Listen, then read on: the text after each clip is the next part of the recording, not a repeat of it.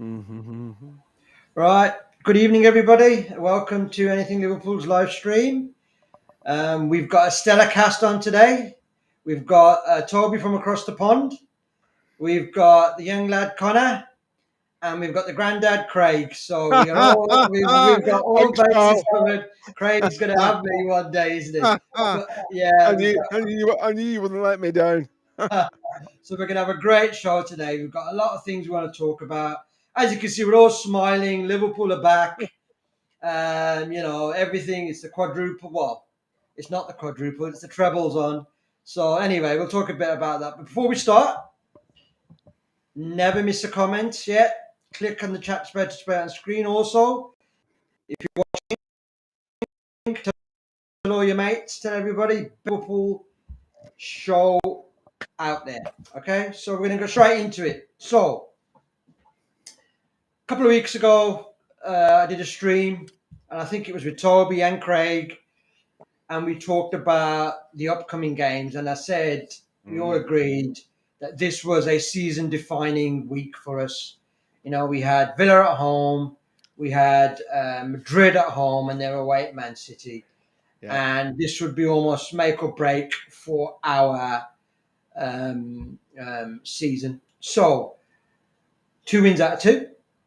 We're 2/3 of the way there. A bit of my take on there. I thought the Villa one was very important. First 20 minutes, I thought, sort of replicated where we were in the season. A bit nervy, a bit disjointed. Villa were confident. Balls over the top a bit. I think everybody felt a bit. I was in Wales sitting there watching it, and was on holiday, and it was just felt a bit nervy. Then away we went, and I thought Salah. Every time Salah has a bad game or is on bad form, bring out Lucas Digne from Villa or that left back, and Salah always has him in his pocket. I thought it was outstanding, Salah, in that game. Important to have a clean sheet, and I think away we went. Then Madrid, I thought that was the performance of the season, and I thought to myself, from back to front, absolutely fantastic. And everybody picked out the man of the match, but the one I want to really, really put focus on from my side was Florian Wirtz, because I just thought to myself, he showed his all-round game, from the fact that the number of presses he did, and he was a pressing monster, and he chased down and he harried, and I thought that was really impressive. And then when we got to City, so I'm going to go to young Connor first, and I want you to just sum up, in your opinion, the last two games. What is it? Is it tactics? Is it different personnel? We've had some standout performances. I want, Bradley, Macca. So I just want you to sort of just sum up the last two games. What your thought? What's been the difference? Because it has been a stark difference in performance, and just generally, obviously, results. For me, it's I've just had this feeling that just everyone went on the pitch and just sort of knew what they had to do. Like I know that it's quite clear that we've gone back. It looks like we've gone back to previous tactics. Personnel is quite very much similar to last season. And obviously the fact that Macca has come back in, and he's able to put a couple of games together, it helped that. But it just seems like everyone knew their job for the first time, like probably from the Villa game, from the first time this season. And that's got to come from like a tactics situation. I think he simplified everything. We've stuck to what we know in the sense of what we did last season. And I think he alluded it to. I mentioned it on the stream before that he's alluded it to in a press conference where he said, all right, for now we need to get results. The learning will come later. So I think he's basically decided that, you know what, the interchangeability, the multiple tactics in a game, the trying to play three players in the same position, in the space of a week because you want to save legs, but that momentum doesn't come. I think he's sort of put that to the side for now and gone, look, let's get the team winning. So I think this is a big thing. But another thing I want to point out is that I've looked into this most recently, is that the shots on target ratio has been horrendous this season. horrendous. Like when I look at our our standard three, that if you was to pick three, it's probably Gakpo on the left, Ekitike and Salah. Like out of this is from this season. Like for example, it's a Gakpo from 26 shots, 5 on target in the first 10 games of the season. You know, and Salah as well. He's not been great. I think across the front three, you're talking like around 30 to 40% of our shots are on that we take are on target. And in the Villa game and the Real Madrid game, you're starting to see shots even from outside of the box, even though we know Courtois between the net between the sticks, probably not going in. But we're scaring defenders into making a decision. They're not just going to sit there because they're scared we're going to take the shot, so they come out and then it leaves the gaps.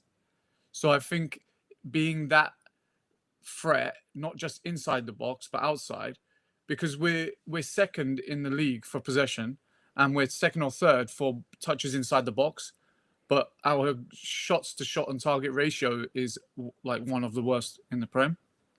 So I think those two have made a massive difference in the last 2 games. Okay, that's really you know what, that's a really good couple of points, Connor. You've summed it up really well. And actually, if you look back to last season as well, I think we've got a better XG actually than last season, but we've got a worse XG against. But I think the key thing there you've said is I think last season we put our chances away, and the opposition didn't. And Slot sort of mentioned it that it's finite, percentages there, and hence why I wanted to change. So that's a really good point, and I think everything's sort of come together. So I want to come to I'll come to you last, Craig. But I'll come to Toby because I want to pick up specifically you said on the chat in the week that really resonated with me. So I'll go with Toby first. So Toby, just on everything. So it's gone back to last season basically, but bar a couple of players. I thought there's been. I'm trying to name a couple of names for you. And sorry, my dog's on mental here, but a couple of names. Bradley, Macca, and Robbo. I thought of sort of pulled aside, these three. Has it been some individual performances that have sort of have the people decided to step up, become leaders with all the criticism that's going around? What do you think, Toby? What are your thoughts on our just general performances over the last couple of games? And I'd include United because I thought we played well, even though we lost.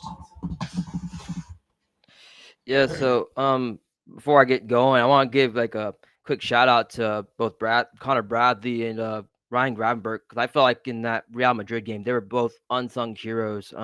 We get a little caught up with words and how well Sobosai played, but we forget that Connor Bradley did a great job shutting down Vinicius Jr. Also, Gravenberch tracking back, helping him double team, and it was just a great performance, great all-around performance. But I want to highlight those 2 players because offense wins you games, defense wins you championships. One thing I've noticed though in the last 2 games is that we've been playing against teams that just kind of fit the style of defense we want to play. Right? Slot alluded to this in his press conference, saying like the first 8 out of the first 10 games we've been playing against teams that play direct. Right? They just want to hit the long ball. He also highlighted in previous press conferences as well that like there are moments. They're not like it's not like these teams are dominating us, but there are moments in the games that they're taking advantage of us. So like go back to Crystal Palace, right? They're perfectly okay sitting in a low block, not wanting to maintain possession, want to tire you out, right? And then just take advantage of the situation, hit a long ball and get a breakaway. Same thing with Brentford, they just took advantage of a long ball and a set piece, right? So I think that's important. Villa, I think you're right. The first couple minutes of that first 20 minutes of that game, a little shaky. But as the game went on, the game progressed. I felt like we got strong. It didn't feel like Villa was ever in control in that game. It just didn't feel like after those 60, 70 minutes that they were ever going to score. Even I'd argue that. And then Real Madrid, it just like we dominated all facets of the game, both physically and mentally. You're dominating a team when you have a player like Vinicius Jr. flopping down, wanting a penalty, right? And when it's not a penalty. So I think Connor Bradley, another big shout out to Connor Bradley, getting inside Vinicius Jr.'s head a little bit and just making him look like a crybaby on the pitch.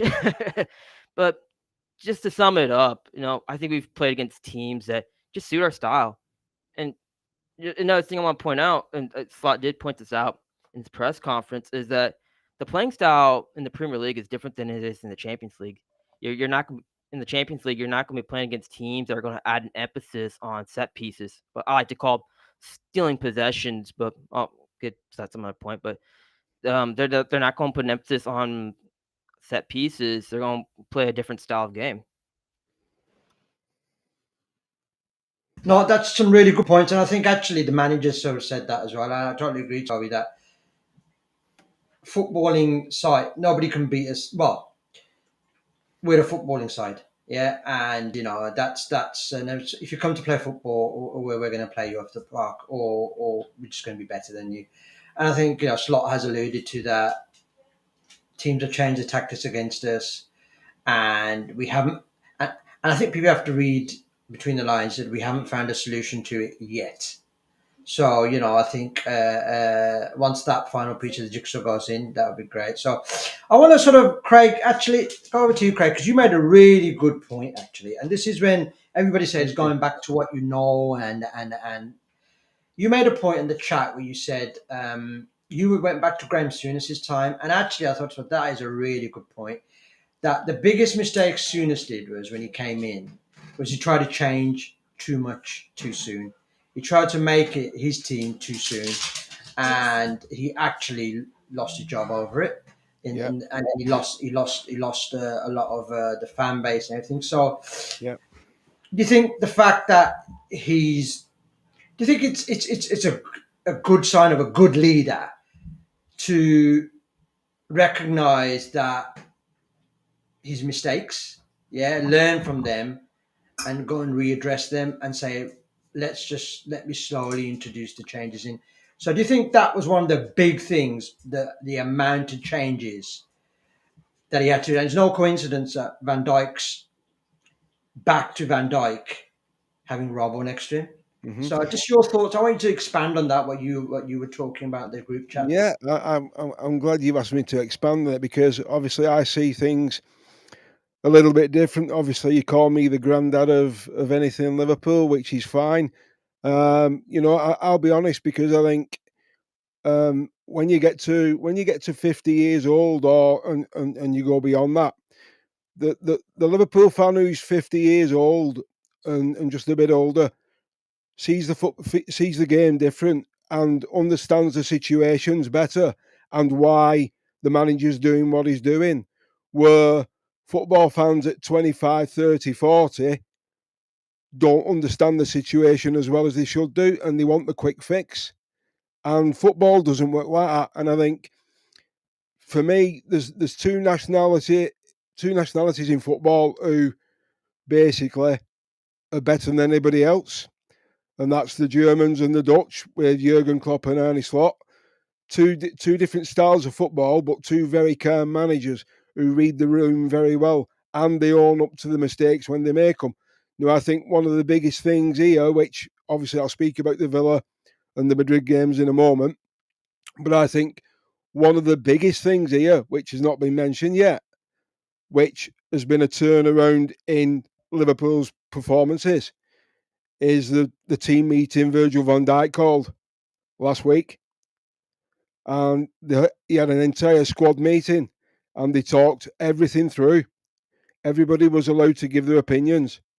Arne Slot was there, the coaching staff were there, so they've had a clear the air talks, and you can see the difference. Now, I think looking at Aston Villa, I don't agree with the title of the stream, by the way, because I don't think we are back. You can't be back after 2 games.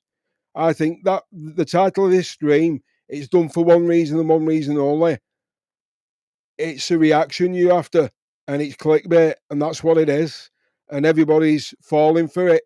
and anything Liverpool have fell for it, because I've been hammered in the chat for saying we're not back, right? Now, the Aston Villa game, I predicted we'd lose 2-1, right? And I got absolutely hammered for it, right? And we ended up winning. And then Stephen said to me, "You always say believe." I went, "Yeah, I do believe. But there's one thing I don't do, which other Liverpool fans do, which they're guilty of for me. I don't let me out rule my head anymore. I use my football brain." And so my best mate messaged me after the Villa game and he went, "I think you better start predicting we're going to lose every game." So I went, "Okay, we'll lose to Real Madrid 3-1 and we've won 1-0. So I messaged him. I went, what do you want me to predict on Sunday? We win or we get beat?" He went, "No, Guffer, we get beat again." Right. So, but I think the Villa game, it was a massive game because we needed the 3 points. It wasn't a stellar performance, but we did enough. And fair play to Villa. They didn't throw the towel in. They kept going. I mean, we could have gone 1-0 down if they hadn't have hit the post, to be fair. So we come away with 3 points, and that was a biggie. And then the Real Madrid game, it's always a big game. It doesn't matter whether it's the league phase of the Champions League or the knockout stages. It's always a big game. You're talking about 2 clubs here what have got 21 European Cups between them. They are European royalty, burn on. Now, I've watched, since the game, I've watched on YouTube the Spanish reaction to it, and they are furious that Real Madrid have lost to us. They are calling us inferior to them, right? They are furious. But you can only beat what's in front of you. And I agree with Toby, and I agree with Connor. I think it was Florian Wirtz's best game, absolutely. And I'm so glad because all the doses have gone quiet now. But for me, the standout performance was Conor Bradley. They're still looking for Vinicius Jr. yet. They've not found him. The FBI are on the case now, I believe. But, I mean, it was an absolute... And the thing is, after the game, there's one person who never got a mention. And for me, he deserves it because he's kept 2 clean sheets. Mamardashvili. He's not done nothing wrong. He's not Alisson Becker, but he's doing okay, the lad is. Now, I think when you listen to what Ernie Slot said, he's gone back to basics and he's put the people in who he trusts. He's put his leaders back in, and his leaders have stepped up to the plate and they've gone, right, this is what we're doing. This is how we go about it. Because what I enjoyed about the Real Madrid game was we were winning the second balls as well as the first ball.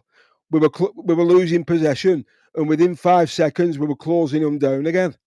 That was what we were doing last season. We suffocated Real Madrid. We didn't give them time to play. I mean, the difference is to Champions League to Premier League. You don't get time in the Premier League, but the quality of football is better in the Champions League because you're playing better teams, but you get more time. This is where Florian Wirtz came to his own because he's playing against continental footballers who he's been in and around with Germany and Bayer Leverkusen. So I think, and if you remember, when we beat Madrid last season, look how we went on from that. Look what happened. So, for me, if Liverpool go 10 games unbeaten or 15 games unbeaten, then you can say we're back. But you can't say we're back after 2 games. It's a step in the right direction. And Ernie Slot's gone back to basics. I think he's looked in the mirror and think, I've made a mistake here and I've got it wrong. And he's gone back to what he trusts. And it's working. Now, I think, and it's quite apt, actually, that Pep Guardiola, I've nothing against Pep. He was a tremendous footballer. People forget that. He was a great footballer. But I think he's an even better manager. And it's quite nice, actually, that on Sunday it's his 1000th game in football. And look who he's coming up against. And he's actually mentioned it himself, that he's quite proud that it's Liverpool who he's coming up against. But I think this has come at the right time for us because I don't think Mr. Haaland will get a kick on Sunday, but we'll touch on that a little later on. But I'm pleased how Ernie Slot's addressed things, and I'm pleased how the leaders have actually stood up and been counted. And Mo Salah, I think he's got it's not the right word to use now, but I think he's put the ghost to rest now. And I've said it a couple of times on chat, and our friend from Norway mentioned it on the last stream I was on with him, because Sky have picked up on it now, and TalkSport have. I still believe that Liverpool should stop singing the Jota song on 20 minutes, because unless you're wearing rose-tinted glasses, it's affecting the team's performance, and it needs to stop. What I'm saying is, sing it at half-time, sing it at injury time. There's other times you can sing it. You don't have to do it on 20 minutes. It's served its purpose now. We're never going to forget him, but I think we need to move on a little bit now. And I'm not disrespecting Jota or his family, but I think let's let the lads breathe now. They're suffering enough as it is. They need our support. They don't need reminding of what's happened, because they'll never forget that. You know, I hope you can understand where I'm coming from, because Yeah. Okay. So that's fine, Greg. So I think some really good points there. I think nice to have a little bit of a different opinion. But I'm just going to put a comment up from Sam David, saying, "I'm going to say we're back by the time we beat City at home on Sunday." So I want to sort of, before we go into this next section, just raise a couple of points. Everybody has great comments by all of you, to be honest. It's nice to have a nice breadth of opinion. Thanks, Craig, for absolutely excluding 80% of our listening base by saying that anybody under 50 hasn't got a clue about football. So, Toby, Connor, you might as well leave the stream now. But see you guys. yeah, thankfully I'm 53, so I know a lot. I know, but I think when we say, and the title of the stream is a question: Are Liverpool back? And I think if you look at it, back as in, well, we're third. Okay, so it was always going to be a 3-horse race. But when I say back, I think the performances, because up until Villa and one half against Everton, we didn't really play like the Liverpool last season at all in any way. Disjointed. Salah wasn't getting the ball, wasn't doing what he was doing. The defense, there was no connection. There was no patterns of play. Players looked out of form. And I think Connor's point, and I think I've heard it a lot. I listened to, I recommend it for you guys as well. It's not our competition, but it's called the Liverpool Way, and there's a couple of actually I've met a couple of those lads. They go to the match a lot, and they do their streams, and they talked about, and they mentioned a couple of them. Do you think that there's too much in the players' heads? Are they asking them, if A goes to B, you've got to do C, and is it that tactical thing that actually they've gone back to basics? Forget it all. Let's do what we were good at last season, and we'll tweak it bit by bit. So I think that's important. That's really good. So another thing, social media, what a great thing it is. And you probably heard him. I have a 10-year-old husky who enjoys 3 to 4 mile walks. So to keep me entertained, I listen to a lot of podcasts, and I like stick to football. And this morning I was swearing down the mics. Normally, I do have a lot of time for Roy Keane, but I feel, and I want to touch on this, with everything that happened on the Madrid game and Virgil van Dijk's reaction afterwards, absolutely, it's like, the final boss, is really good, and slots. There's a bit of an agenda. So if you look at it, Sky Sports made Trent coming back to Liverpool a massive thing. Yeah, They made it a big thing. It's all about Trent. sick of it. It's about Liverpool, yeah. His mural got defaced. What do you expect? Loads of these things happen everywhere. People, interviewing Trent, and Trent talking about his barber coming across to Madrid. Not once did he talk about it for his love of Liverpool and how much of a hard decision it was to leave Liverpool. So then all that behind the scenes, Rooney talking about, and this is the bit I want to look at as well. But I want to first go to you, Toby, because obviously we're in a bit of a goldfish bowl in the UK. Really, really, it's everybody's right. All sets of fans are right. But Do you think there's been since the beginning of the season a bit of an agenda where everybody's wanted to see Liverpool fall? I want to give you an example. They did a on Stick to Football. They did the biggest disappointment of the season. Ian Wright refused to comment on it, but Roy Keane, our friend Gary Neville, and the Ginger Whinger, Paul Scholes, all piled in on Isak and Florian Wirtz. Do you think they're just waiting for Liverpool to fail? Do you think there is some kind of, or is it just clickbait? That's all they're doing. What are your thoughts on it, Toby? Yeah, I'm kind of glad you brought this up because this is something I kind of not just the content, but like just the topic in general. It's something I'm very passionate about, or have I guess a very strong opinion about. I just think the media is doing their job, right? So whatever that is, clickbait, trying to get people talking, you name it. I just think that's the media doing their job. I also want to mention that Liverpool are the reigning Premier League champions, so that puts a target on your back no matter what, like with the media, with other teams, you name it. And so with guys like Wayne Rooney, Roy Keane, Gary Neville, of course, they're going to say bad stuff about Liverpool because they're former Manchester United players, but that's rivalries, right? That you expect them to say stuff like that. Me personally, just that's the media. There, in my opinion, there's certain pundits that get paid to do it that shouldn't be getting paid to do it. Just my honest opinion. And then there's people like some people here on anything Liverpool and even ones on social media who should get paid to be pundits, should get paid to do this, but they don't. I don't know. Maybe it's just because I want truth instead of flash. I I don't know, but all in all, I'm going to just say the media is doing their jobs, and it doesn't help that Liverpool are the reigning Premier League champions. Once again, that puts a target on your back. Everything you do wrong, they're going to be on it. If a signing's not right or it doesn't play well, they're going to be on it. Oh yeah, not to mention both Isak and Floyd and Wirtz, they both cost a lot of money, right? So of course, pundits are going to just jump right on it and say, "Oh, it's 5 games in, and Isak hasn't performed, or 007, blah blah blah." It's just it's frustrating. That's all.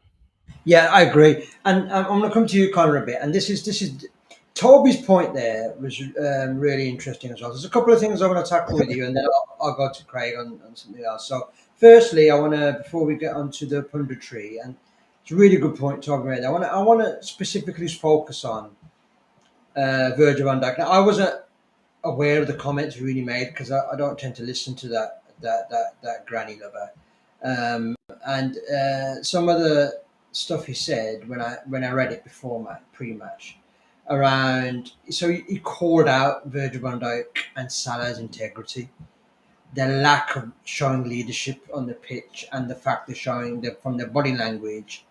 So I don't know when he became a body language expert, lacking 100% commitment, and the way Virgil called him out and shut Theo Walcott was brilliant. But do you think Virgil was right to do what he did there? Do you think Virgil was right to and how he spoke? Do you think that was becoming of a Liverpool captain? Do you think it was okay, Connor? I think it's his own prerogative, to be Yeah, honest.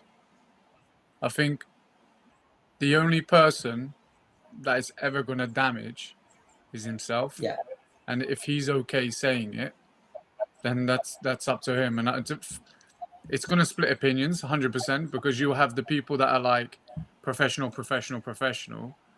And then from my own personal opinion is like, I think it's refreshing that someone can come on TV and speak his opinion and the way he feels personally about a hard time for himself personally, you know, as a team, as a captain, for him to take a piece, because what he actually said as well is he didn't really mind the whole lot. What he yeah, said, it was that specific yeah, segment where he questioned his integrity. Oh, now he's got the contracts. Oh, I don't care anymore. So I believe like for someone like him, that would cut a bit more deep, and he was willing to be a bit controversial and say his piece on, face to face. I know he's doing it in the media, but he's doing it face to face with the person himself. If Rooney wasn't in that panel and he brought it up, I think I would have a different opinion on it, because it's kind of talking behind someone's back on the media, which is basically what Rooney's done. What he's done is taken advantage of a situation where he's face to face on TV, and he just blew him up a little bit and watched him quiver away. That was great. Yeah, and it's just proven the point. So good. He's just literally did a full U-turn on it. Yeah, so, he did, and he has his comeback. So, for me as a Liverpool, I loved it. And a couple of I'm going to talk about. We'll come to you about Slot, Craig, but Toby made a really good point. And when you tend to listen to, sometimes I listen to Roy Keane and all these others. Sometimes they have their place where they talk about their experiences and they talk about big games and they talk about things they've gone through, and you want to listen to that, because actually we can never put ourselves in that place, and you can sort of almost live your life vicariously through their sort of experience and understand what our team players are going through. But honestly, sometimes when things aren't going well, what you want to listen to is somebody who's going to speak a bit about tactically or and understand that. And I think generally the majority, and we've got an absolute stats wizard, Stephen, who just pulls out and breaks it all down. And actually, somebody said something about we were lucky that we didn't go 1-0 down against Villa. Actually, no, we weren't. We were actually, that was a 0.14 XG. I think it was 0.14, maybe less. And actually, what it was, teams were scoring with low XGs. So actually, it was lucky. I'm not saying we weren't playing well. Let's not get that. But actually, with low XGs, they were scoring, and it was almost like, one mistake we're being punished. So I think some of that explanation is good, and actually, it's nice to listen to that. And we're coming out to the end, going back to basics. But I want to speak about Slot a bit, and I think Liverpool. I think we had a bit of it under Klopp, not so much, but we had a bit where we were a bit of a siege mentality. It wasn't that bad, because I don't think people hated Liverpool now as much as they under Klopp. Everybody loved Klopp. He was infectious, wasn't he? Nobody really hated Klopp except like your close rivals. And it reminds me a bit of I know we hate him, but Ferguson and Mourinho at Chelsea. Slot, when he had his Slot always has, it shows that Slot listens to everything, and takes it in. So his little dig, Craig, at Rooney about when they were talking about the form, and Slot said, no, I haven't enjoyed it. It looks a lot better the form when you're winning. And he goes, as a manager, when you lose games, it's not very nice. And he turned around to Rooney and said, it isn't, is it? So almost like to Rooney, well, you've lost loads of games. Who are you to tell me how to manage a team? So do you like Slot? I think some of the way he comes across, the Dutch sort of way of communicating, is quite matter of fact. Yeah, they come across and they're not being disrespectful. Do you like the way he handles himself in the media and the way he's come across, and his honesty? I like it. What do you think, Craig? I'll be absolutely honest with you. Arne Slot reminds me of, and this guy, he's probably one of the greatest footballers who ever lived. And he was a great manager. He reminds me of Johan Cruyff. Yeah. The way he coaches and the way he comes across, because he's so knowledgeable. He's a student of the game, even though he's at one of the biggest clubs in world football. He's at the most successful club in England, but he's still a student of the game, and he's studying. And it's the Sorcerer and the Apprentice on Sunday, if you want to title it that way. I think he'll learn a lot from Guardiola. I still believe, and I said it when the season ended, I still believe that the defeat to PSG last year is wrangling with Arne Slot, and his blueprint of how he wants Liverpool to play is how PSG play.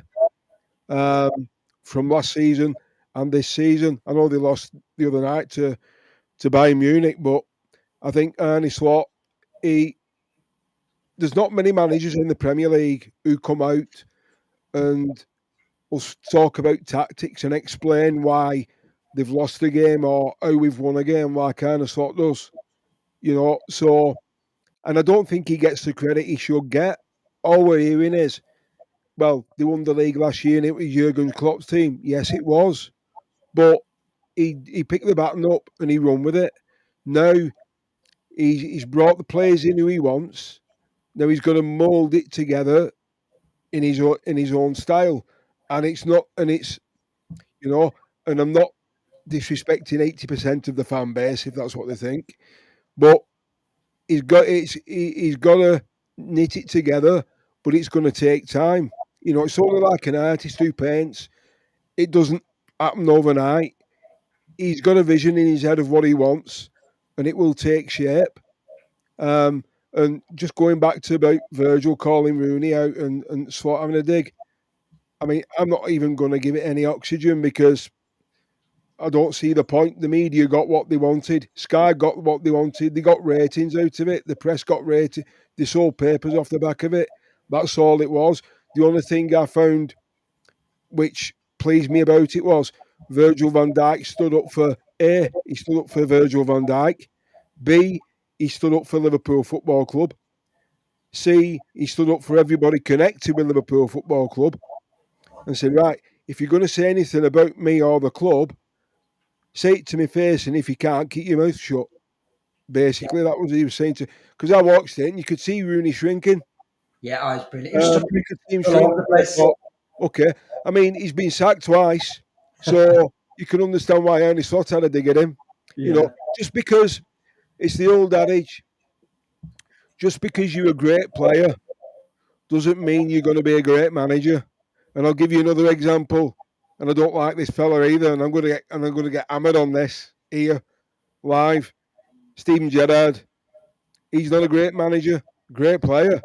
Doesn't mean he's a great manager. Got the bullet at Villa. Look what Villa have done since he left. Well, that's another story. Time will tell, Stevie G. But brilliant, thank you. That's really good comments. We've it's strong comments. It shows that we all are really passionate fans. I want to talk a bit about our. It's approaching January, which I don't think we'll spend, but let's see. But a few names have been popping up today on Twitter, and it's been going a bit mad. And a couple of the sources are quite good sources. But I want to come to you first on this, Connor. I want you to talk a bit about the Semenyo links. So, in my mind, and I know Stephen put some stats up around Diaz didn't really score across certain period, but away from the stats, I think what we're missing since Diaz is gone and Mane as well is a person who can carry that ball at pace from our half into the other half, or even have that ball carrying strength, and we don't have that in the team. Yeah, I feel, I could be wrong, but I don't feel we have that from with the pace and power control point of view. And Semenyo's name has come up.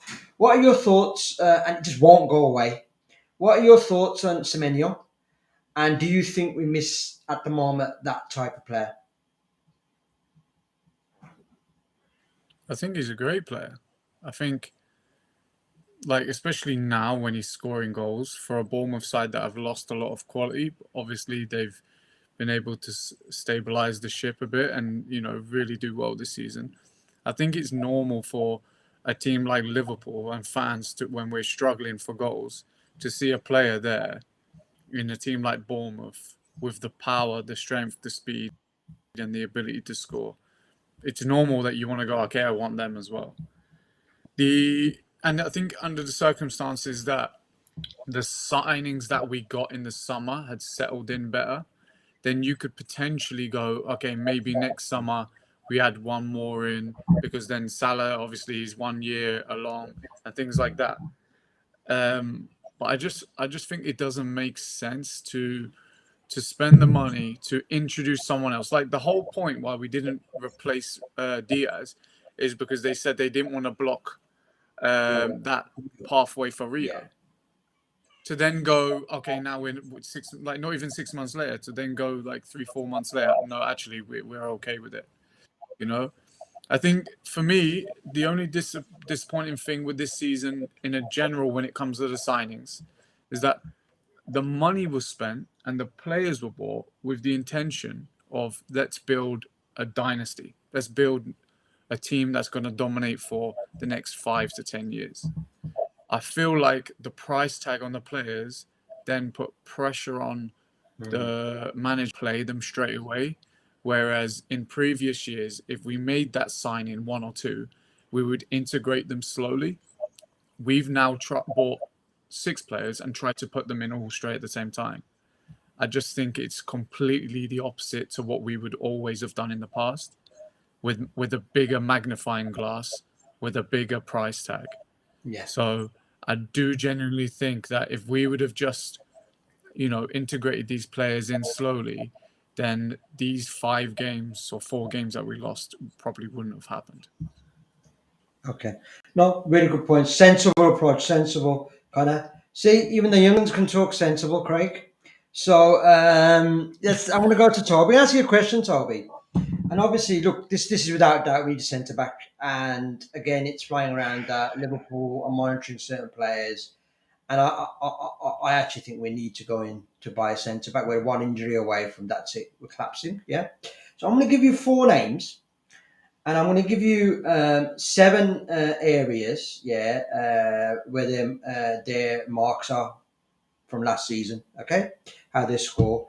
So Stephen put the stats up for us. I want you to rank in your mind who you think comes out overall in the web diagram best. Okay, so the areas are aerial duels, carrying the ball, passing. That could be sideways passing, forward passing. Progressive passes, passing, possession one, and defending duels. Okay, so actually we used to have a great player who was good at all that, and his name was Joel Matip. So I'm going to give you the 4 names. I want you, and I was really surprised at this. I want you to rank them in your mind who comes in the web diagram. So we've got Diomande, who's a sort of Mark replacement. They wanted from Mark Gahey at Palace. Gahey himself, Schotterback from Dortmund, and Upamecano from Bayern Munich. All 4 of those have been linked with us. So in your mind, Toby, can you cross that in like a web rank them from bottom to top? Who you think? Just off the top of your head without really, and hopefully you haven't seen the chat. I did see the chat. So while you were talking about it, I was actually looking at the diagram because like I'm a visual learner, so like I need the visuals here. But these stats are interesting because you would think with Mark Gahey they'd be a lot higher, but they're not. But I would make the argument. He's almost the weakest one, isn't he? Yeah, but I would make the case that the system that he plays in, I think might have something to do with that. Okay, but that's point. weird too, because Nico Schlotterbeck, he's played less games, of course, but his numbers are a lot higher, and he plays in a similar system. That's crazy. But and Upamecano, who plays in a very similar system, 1-on-1, high line, it's almost an eye test, and that shocked me. And I think if that's what I want your opinion on this. The data sort of driven signings. Do you think they might move on from Gahey? I mean, we went after him during the offseason, and he seems to be target number 1 for us, just by judging by these news stories. But I think it was last week, 2 weeks, a couple weeks back, I said keep an eye on Schlotterbeck, because that name is another one that's not going away, and he too is he plays in a back 3. Yeah. And those have been the two. I can't pronounce the Bayern Munich's player's name. Upamecano, yeah. I'm He'll be on Upamecano. I think it looks like Madrid are going to be.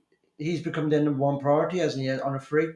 Yeah, it'll be very interesting to see what happens. This is kind of off topic, but it'll be very interesting to see what happens with Konate and if he resigns. Because I wonder if he resigns with Liverpool, does that affect who we bring in at center back? Because I look at Gahey, and I wanted to bring in Gahey over the summer because of the Yeah, uncertainty I agree. of Konate's contract. And at that point, it seemed like, oh, Real Madrid was going to swoop in and take him or sign him just like they did with Trent.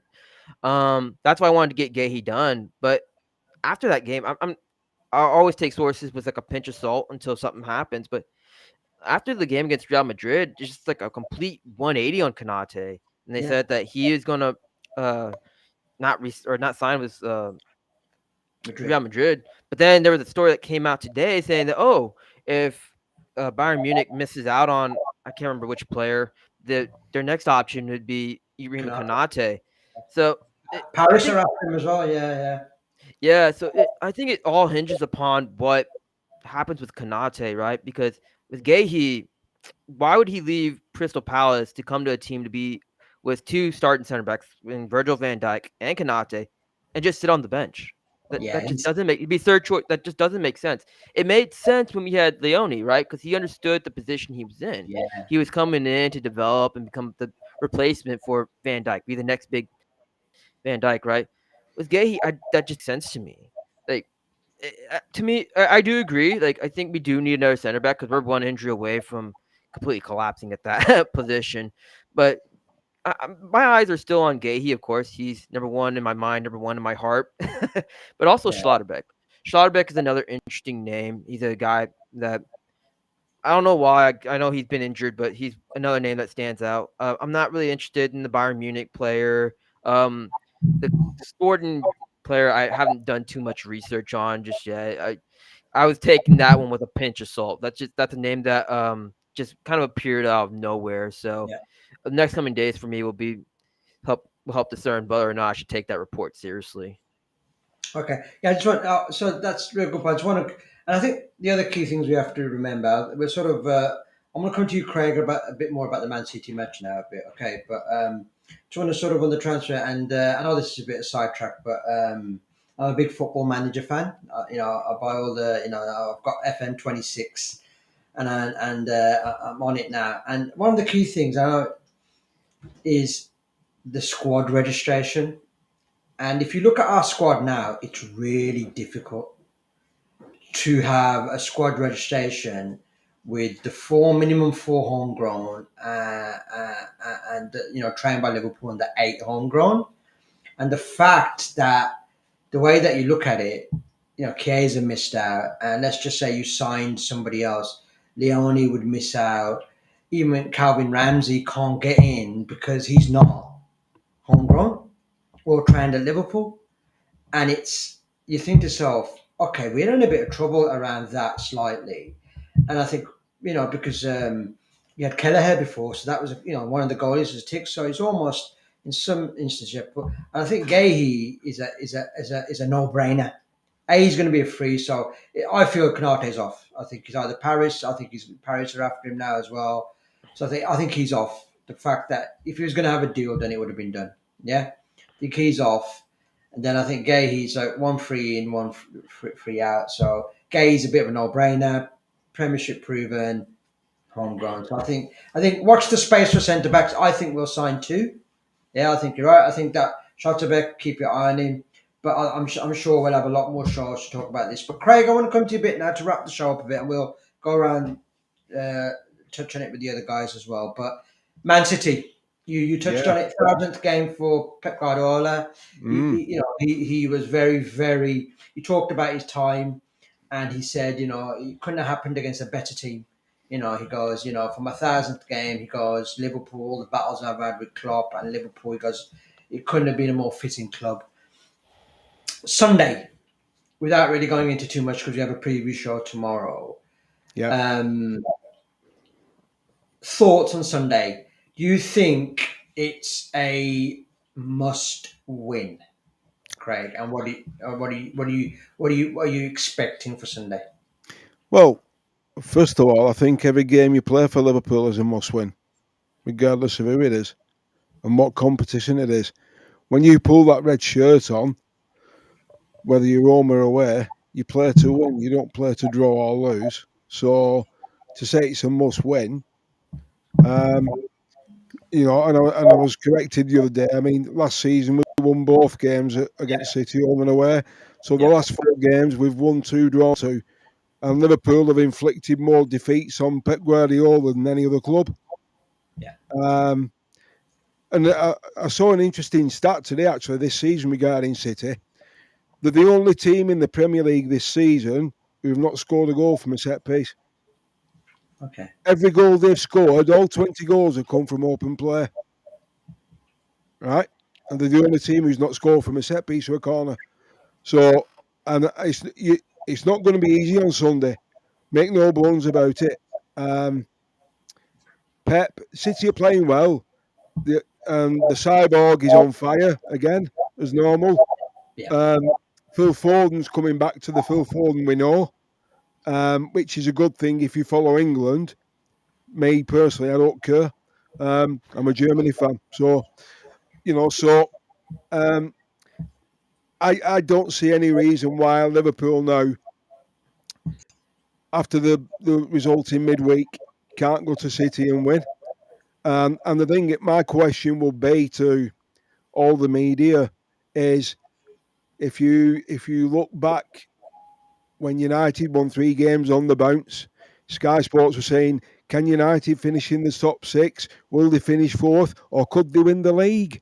Right. So if Liverpool beat City on Sunday afternoon, that's 3 wins on the bounce. Are they going to win the league? I don't think we're out of it. Mathematically, we can still win it, and anything can happen. I wouldn't be surprised if we won at the weekend, because I honestly think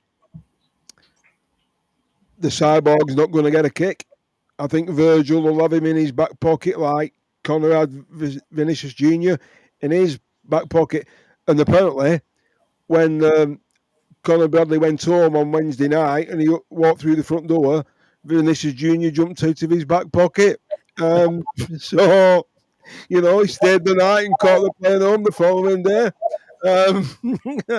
So I just think Liverpool are I think if you look at the squad and you look at the manager and you take a step back, I think they're all in a good place now.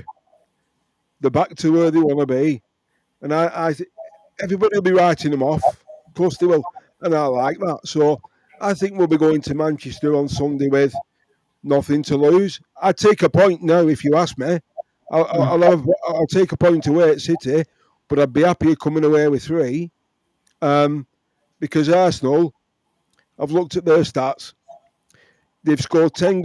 They've scored 10 goals from set pieces this season in the league, and 5 from open play. Now we know what's going to happen. The set pieces, teams are going to figure out the set pieces and how to deal with them, and they're not going to score from open play. So what happens then? But they've got the best defence in the league, but they've had the best defence for the last 3 years, And they ain't won they still anything. didn't win it. Yeah. No, Craig. So, Really good points, Craig. That's really good points. I just want to quickly go to Connor and then finish off with Toby. Running out of time. It's been a great stream so far. So, Connor, just a bit about Man City. Your thoughts? What do you expect? What do you want? Will the team will it be the same team go again? Just quickly sum up what your thoughts on Sunday. I think they've been outperforming what I would expect them, looking at the players that they've got in the team and the form of those individual players. So I think, I think if we control the top of the pitch, if Verge is playing well, then I think we have the men in the midfield to dominate. I think we do need to pull out a performance like we did against Real Madrid to really get the 3 points. But I think it will be tough. I think it will be really close as well. Maybe I believe if we get the 3 points, it'll be a 1-0 or a 2-1. But yeah, like for me, even after this game, I still wouldn't say we're back. I'd say we've proven that we've got a performance in us, and then we've created a bit of more consistency. But you need to right the wrongs of the four in the row Yeah. before you say that we're back. We need to turn that around. No. But yeah, other than that, for me, Man City, I think it's ours for this weekend. Yeah, brilliant. So, Toby, just over to you. You can have the last word. So, Man City, your thoughts? What do you want? What do you expect? It's the last game for another stupid international break. So, yeah, just sort of sum up that and a little bit of a prediction as well. Yeah, so I'm worried about what's his name, Erling Holland and Phil Foden. I know I expect in this game that either Van Dijk or Konate man mark him. I was watching CBS Champions League show just before their Hmm. Champions League game against Dortmund, and they were showing how Holland, he likes to stand on the far post, right? He likes to bump into the center backs, right, to let them know that, hey, I'm behind you. But then like the cross comes in and he hits it and he scores a goal. So I want to see the center backs, both Konate and Van Dijk, man mark him, be aware, make sure that he does not impact the game, make sure that he's not the reason why City wins if they do. Foden, I watched him score 2 goals, a brace against Borussia Dortmund. That's not good. So another person got to worry about. Also Jeremy Doku, Kung Fu Panda Jeremy Doku. I was looking at a stat where he in this competition, I guess it's just this year's stats alone. He's created 5 big chances, and that's the most out of any players of both teams. So, Okay. so that's another name I'm going to keep an eye. I want to keep an eye on. But I do expect us to go back to what we did against Real Madrid, and both Real Madrid and Aston Villa, where we have Dominic Soboslai play the number 10, and his pressing, his ability to press really makes a difference in this game. Excuse me, City, I think they're gonna play out from the back, like both Madrid and Villa. But yeah, and I expect to see a similar lineup to what we saw Wednesday against Madrid, minus Robertson. I think since he's played the last 3 games, I think it's Yeah. okay now to rotate him and have Kirkus come in and play. And yeah, if we're gonna play with the back three, have Bradley be in the back and have that Kirkus cheat up a bit, because Kirkus doesn't like being on that back. I expect this to be a good game. I Yeah. really do. I expect it to be a tactically savvy game, tough. It's gonna be a fun one to watch, in my opinion. Uh, I I'm going to go with a draw in this game, and I'd be okay with just 1 point. I want to win, but the Etihad is low key a very difficult stadium to play in. Yeah. It's a difficult stadium to play in, so I want to see a good performance, but I want to see some grit. But I think it's going to be an even keeled matchup between the two teams. Yeah. No, great. I think, yeah, I just want to see a good match. I'm looking forward to it. I think horses for courses. I think you're right. It'd be the same again. I've got a funny feeling he might just play Robbo again. Just the way he spoke around him about him today in the presser. I think the only change maybe Gakpo, maybe because of Nunes on that side, the right back. So he's. But then again, I won't be surprised if we just stuck the same team, stuck the same thing on him. But yeah. Anyway, lads, what a great podcast. Thanks everybody for tuning in.